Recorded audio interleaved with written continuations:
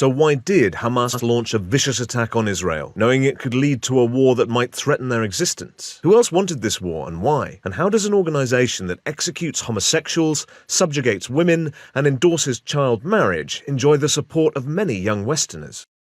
Now, ironically, one of the main triggers of this war was actually peace. Israel signed the Abraham Accords peace agreement with 4 Muslim countries, the Emirates, Bahrain, Sudan, and Morocco. It was on the path to extending these accords to include Saudi Arabia, the largest Muslim country in the Middle East, a major step that could shift the region toward long-anticipated peace.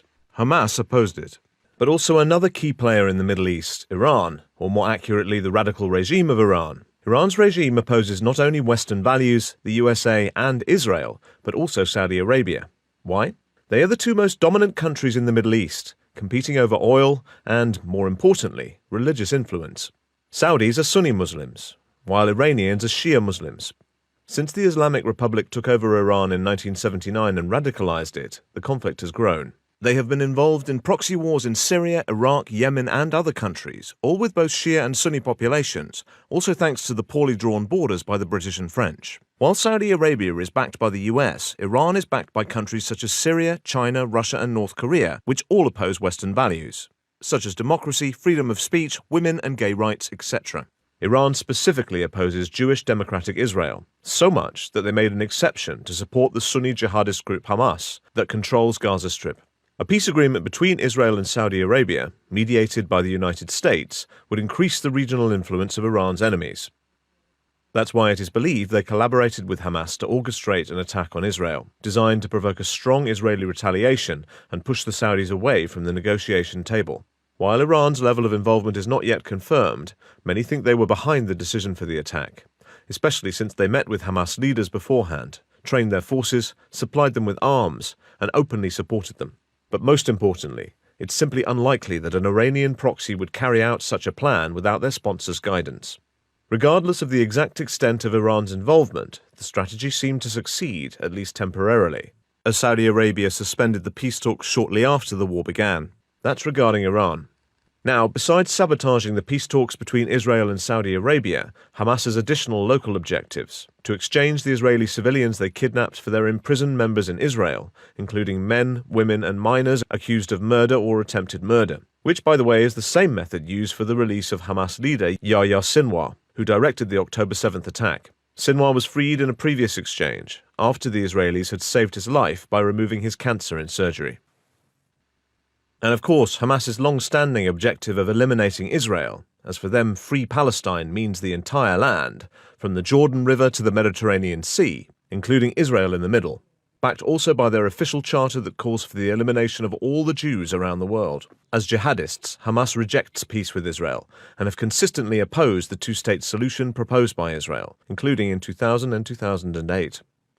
Hamas members are willing to die for their cause, which is great for Iran, that they could always sacrifice their pawn and deny they had anything to do with it if things go south. By the way, the term Palestine usually refers to the Gaza Strip and the West Bank. Hamas seized control of the Gaza Strip after Israel's withdrawal in 2005. So, in order to force the Israelis to retaliate very strongly, Iran and Hamas needed a horrific attack, beyond ISIS, the type you target civilians, set babies on fire, torture kids, mutilate, rape, behead, and kidnap as many as possible, including babies. These practices are not standard terrorist attacks. They're extreme ones, requiring a different level of detachment from humanity. Therefore, besides training their men, they also secretly preach them extreme religious doctrines to motivate such acts, similar to what ISIS did. However, this was done in secret mosques, knowing that Israel monitors their regular ones. But simply carrying out these acts wasn't enough. They also needed the Israelis to know what happened, so they recorded what they did using body cameras and the victims' phones, and uploaded them even to the victims' social media accounts. The goal was to shock Israel with images it hadn't seen since the Holocaust, provoking a strong retaliation.